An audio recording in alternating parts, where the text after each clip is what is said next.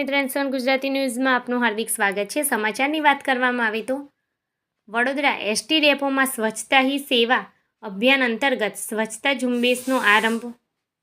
સ્વચ્છતા હી સેવા અભિયાનમાં સુચારુ આયોજન અંતર્ગત વડોદરા એસટી ડેપોમાં municipal corporator Shri Snehalben Patel, Vadodara ST depot manager Shri Payalben P Patel તથા ડેપોના માન્ય ત્રણેય યુનિયનના પ્રતિનિધિઓ તથા ડેપોના તમામ સ્ટાફ દ્વારા સાથે મળીને સ્વચ્છતા ઝુંબેશનું સુંદર આયોજન કરવામાં આવેલ, જેમાં વડોદરા ડેપો ખાતે તેમજ નિજામપુરા, મકરપુરા, ભૂતડી ઝાપા, પાણી ગેટ, કંટ્રોલ પોઈન્ટ ખાતે પણ સ્વચ્છતા ઝુંબેશ સાથે સાથે મુસાફરોમાં જાગૃતિ લાવવા માટે સ્વચ્છતાના શપથ લેવડાવી સ્વચ્છતાના ઝુંબેશનો શુભારંભ કરવામાં આવેલ છે।